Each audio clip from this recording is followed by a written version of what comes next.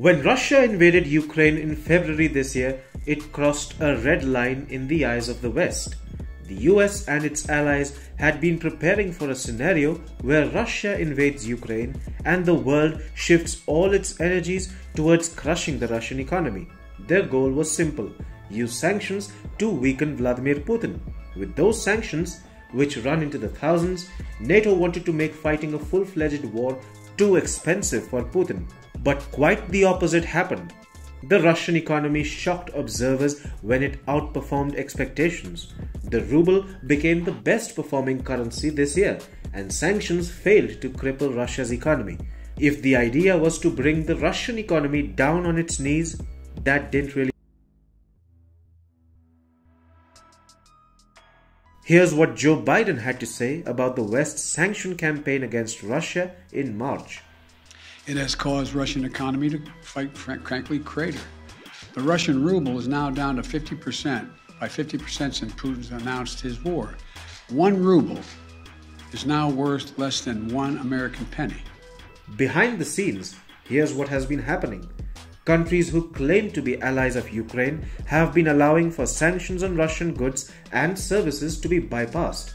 That's called sanctions leakage, when companies, traders, and other players in the global market are able to evade sanctions and not get action taken against them. This sanctions leakage is now undermining the West's anti-Russia campaign. Now, according to Western officials, that's aiding Russia's economy and potentially prolonging the war.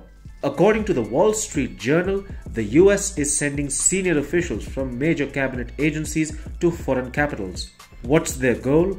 American officials are on a mission to minimize sanctions leakage. To do that, US officials are doing 3 things. First, they're sharing intelligence on sanctions evasion networks with their allies. Second, they're threatening reluctant authorities and firms with punitive action. Essentially, Washington is telling businesses and entire countries to fall in line or be ready for punishment. And finally, the officials are gathering information on networks suspected of ferrying supplies into Russia.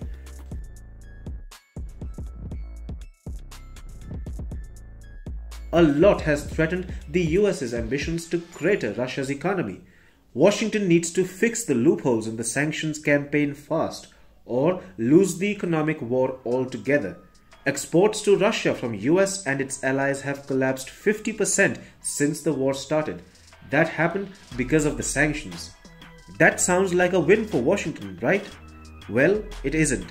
That's because exports to Russia are recovering from many of those countries, including the US's traditional allies.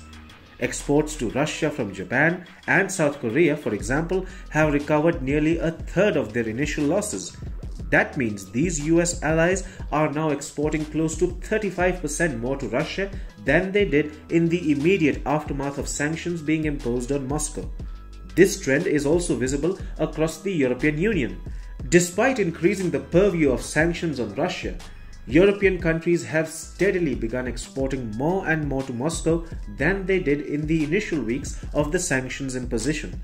Meanwhile, banks in Austria, the Czech Republic, and Switzerland aren't bothering much to enforce the financial sanctions placed on Russia. Take this for instance. Switzerland had said it had frozen $8 billion in Russian assets in April. Within a month, Swiss authorities said they had released $3 billion of those assets. Russia's exports to China and India have grown manifold, powered by energy trade between these nations. Turkey is a NATO member state, but Turkish exports to Russia have risen nearly 30% from their pre-sanctions levels. This isn't just some isolated country bypassing sanctions on Russia. All countries are doing it. European, Asian, Middle Eastern. They're all bypassing sanctions in one way or the other. And that's a trend. It indicates a growing willingness among countries to restore some sort of trade and financial ties with Russia. And that in turn has been helping the Russian economy. So the question really is, will the US be able to reverse